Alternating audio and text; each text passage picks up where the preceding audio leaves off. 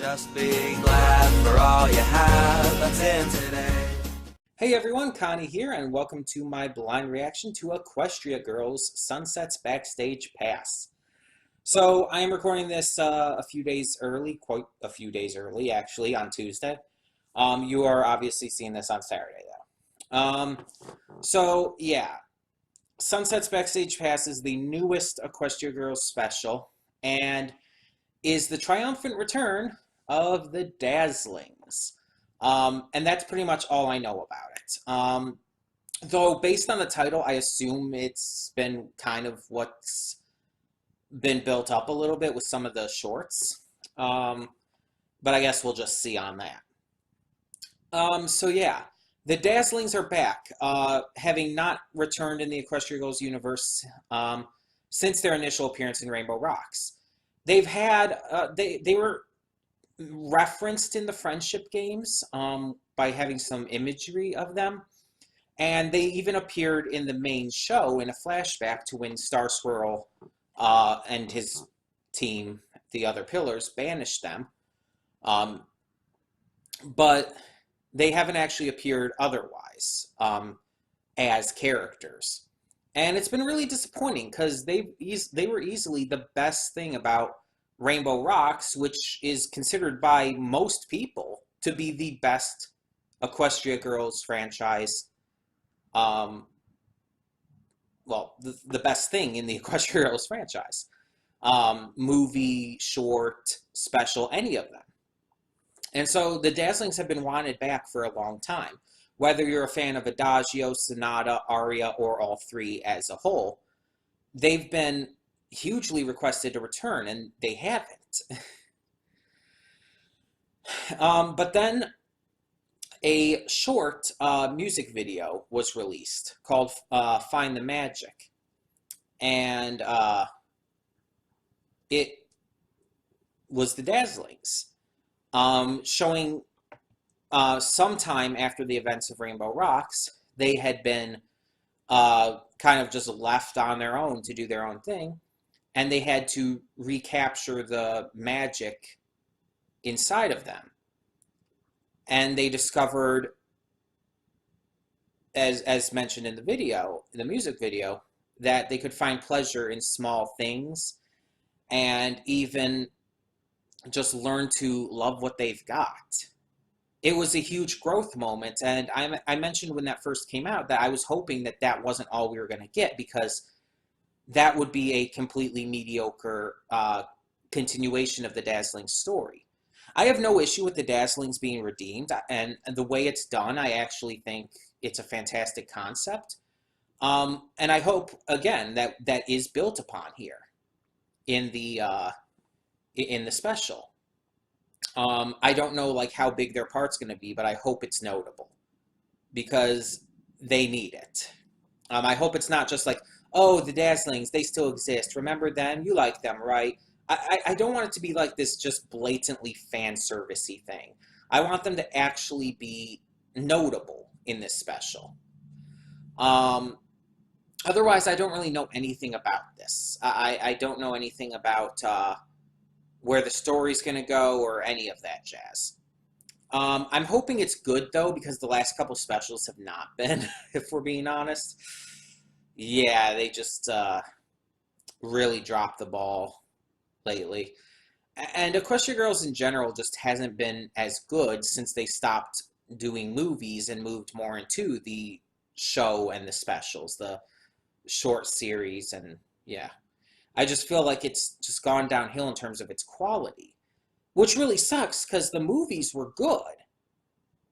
Like, of varying degrees, of course, but like Equestria Girls, Rainbow Rocks, Friendship Games, even the camp one, Legend of Everfree, that's it.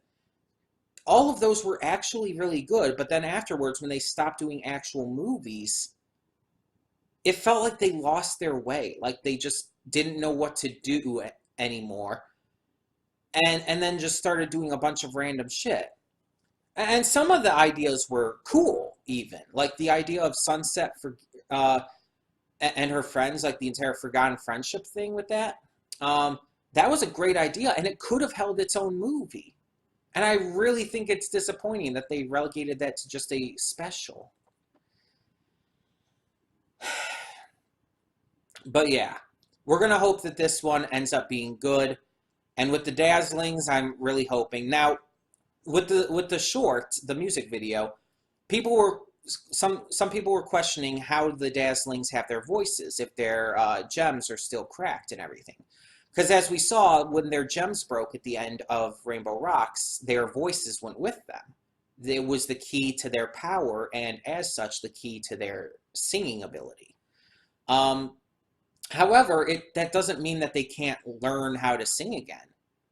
That it's not out of the question that maybe, since they're stuck in the human world anyway, maybe they took singing lessons. Singing's been their entire thing.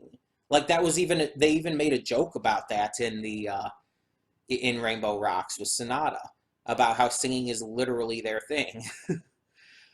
So it's like, of course they would feel completely lost without it. So what would you do in that case? Take lessons. Like, legitimately practice until you're good at singing naturally this time.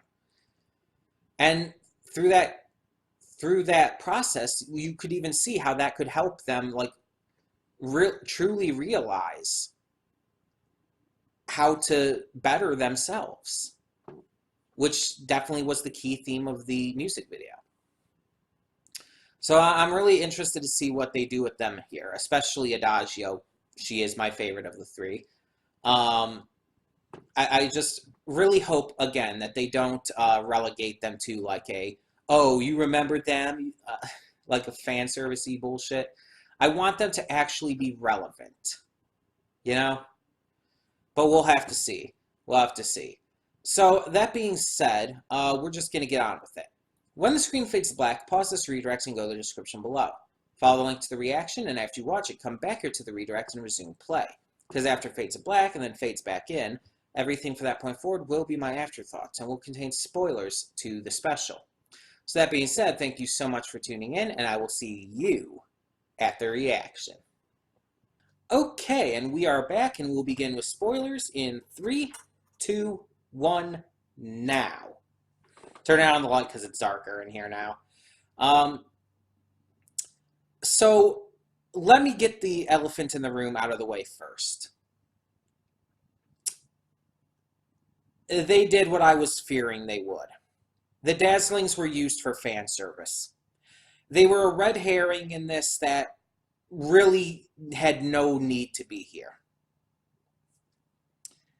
There was really no need for them to be here. There was really no purpose for them. They were a complete red herring for the sake of having a red herring, apparently. They added nothing to the story outside of just their appearance. It was pure fan service. And that is not how you handle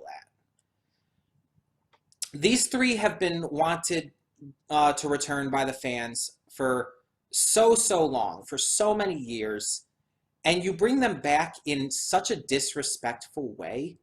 Not disrespectful to the characters, I'm not one of those people, but disrespectful to the fans.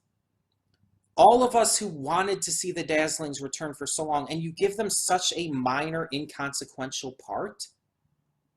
And not only that, but such a waste of their characters. They're so good as characters. They're so interesting, and the idea of them possibly like getting used to this world, and even though they still aren't a fan of it and aren't a fan of being stuck here or of humans in general, the idea of them like integrating into the world and just kind of making the best of it and learning to work with what they've got is fascinating, but they do nothing with it.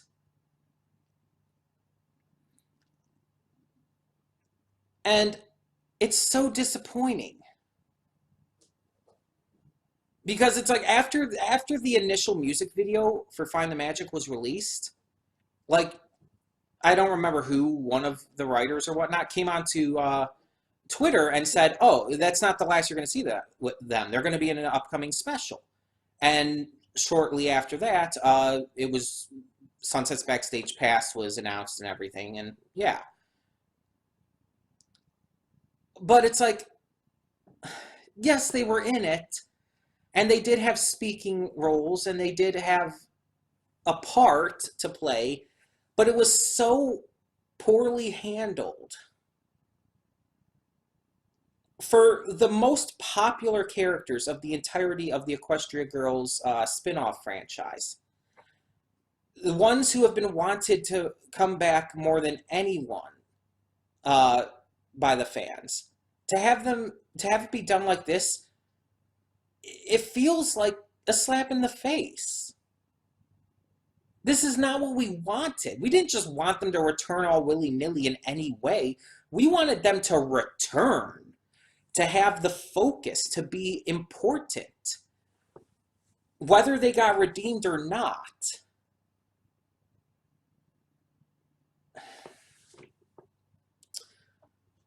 So I'm just really disappointed by that. Really disappointed by that.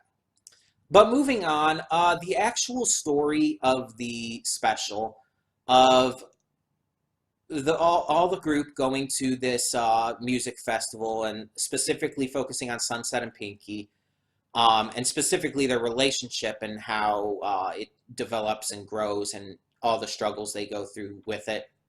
I like that. Just because I hated what they did with the Dazzlings doesn't mean I thought this special was overall bad. This was the best thing to come from Equestria Girls in a long time. The issue with Sunset and Pinky continuously getting on Sunset's nerves and her saying the wrong things, it's cliche as hell. It's been done to death. But that doesn't mean it was done poorly here. In fact, it was actually done well here. I felt like it was believable, and Sunset, while going too far with a lot of it, was technically in the right, to be honest, because Pinky did fuck things up for them. She did. But at the same time, the way Sunset handled things was also wrong, and the message, the overall message about focusing less on perfection and more on the fun of it all and the enjoyment and all of that, it's a good message. In fact, it's a very good message, but I feel like it would have worked a little better if Sunset wasn't in the right for being angry. She had every right to be angry. That's all I'm saying. Yeah, there was some good comedy, and there were some risky moments too. Some things that I would not have expected. I mean, I know these characters are like 17 years old or so. Like, they're pretty much in their last years of high school, and this has been confirmed and everything. Plus the fact, I mean, that they can drive. That helps lead to that as well. That kind of also, the fact that they are that old makes it a little more, I guess, like, not really expected, that's the wrong word, but it's not as weird as if they were like 13, but it's still fucking weird. That's what I'm trying to get at with all of this. Because they're still underage, and the entire spanking joke with Sunset was weird as it was, but then the one day where it's repeated and she's like, yes, so thank you, and it's like, that's not okay. That's a little weird. It's like, it's one thing for artists to do like interpretations of characters as well as being risky or just straight up sexualized, because representations in art, well, it's art. It's a different medium, and it's a medium that can be stretched in terms of all of that kind of stuff. Much more so than actual like shows and movies and whatnot. And I mean, a lot of people just age up the characters anyways to make it okay. So they even go further, which is appreciative. But it's just weird to see it in the actual show and everything, nonetheless. Like, it's one thing to see fan art of like Sunset in a bikini. That's all well and good. If a girl wants to wear a bikini, even if she's underage, that's fine. As long as you're not like whacking off to the image and like imagining fucking her, then it's like it's fine to like fan art of her in a bikini because it's good art. But to see like in this, to see her be like spanked and verbally get excited about it, or I mean, I know that wasn't what she was excited about, but still, they had to know what they were doing there. And then there's a couple other like shots, like specifically of the way the characters are posed and stuff, like specifically example like with Pinkie Pie with her leg up like that. It's like, oh my god, really? You know what you're doing. So that kind of weirded me out a little bit, and like I said in the reaction, you know, a lot of the bronies are gonna flock to that, especially the ones who already like really get behind sexualizing these characters and all. Like, I mean, okay, I'll say it's one thing with the pony versions of them because they're adults in the pony world. But with the Equestria Girls version, they're on the cusp of adulthood, but they're still teenagers. It's fucking weird. I'm sorry. It's not right. um, but yeah, the twist, and I use air quotes there, of it being the performers really is not surprising, even though I was guessing the artist dude, because again, Sunset had pointed out that she didn't think he was supposed to appear at that time. So I was thinking, okay, that seems like maybe he knows if it's not actually the Dazzlings. But even so, the idea that it was the artists, the performers, isn't surprising because that's kind of how a lot of these specials go for Equestria Girls. It's like, oh, the ones our characters look up to are the bad guys, or the ones who are obviously focused on are the bad guys. And just like what they also do in a lot of these, they're not actually bad guys. They're just perfectionists who go too far and see this as the only way that they can really have the proper comeback that they want. Which is like, it goes into the entire overall message of the special about just enjoying things instead of striving for constant perfection. But still, it was really like, duh. And it didn't even feel like it was handled like superbly well or anything. The emotional stuff with Pinkie Pie like getting upset about the way Sunset was treating her was good. But maybe, admittedly, that is because I do tend to really care for Pinkie Pie as a character, whether in Pony or Equestria Girls form. So whenever Pinkie gets sad, it affects me. It makes me sad, more so than with other characters, admittedly. It's just, and it's mostly the Pony version that makes me like that, because the Pony version is my favorite character in the entire FIM franchise. So it's like, it's just a complete bias there. But admittedly, it was still well handled, and I think Sunset getting angry again, she was justified in it a lot of the time, not every time, but she was justified in her anger, and especially in her frustration over the Groundhog's Day situation. But at the same time, she definitely handled it wrong. And I think that they handled that well, too. And especially that she did show legitimate remorse every time she did something bad. Every time she mishandled something. She showed remorse every time. But yeah, I mean, outside of the smaller complaints, obviously the Dazzlings are one of the big ones for me in terms of complaints, the way they were handled. It's just, especially because I had been so hyped for this special because of their return. And everywhere, that's what people had been talking about with this special. Oh, the Dazzlings are back. They're coming back. It's about time. That's all everyone's been talking about. And then they're used in such an unsatisfying, poor way. I'm just really, really upset by that. But overall, this special was definitely the best we've had from the Equestria Girls spin-offs franchise in a long time. And it wasn't the best we've had by any means, not even second or third best, but it did what it needed to do. And although it did some things it didn't need to do and probably shouldn't have done, and could have done things a little better, admittedly, it was still good. It was good. It wasn't great, but it was good. Tell me in the comments below, though, what you thought of this special. And thank you so much for tuning in. For now, I'm Connie, and I'm signing off. See y'all next time.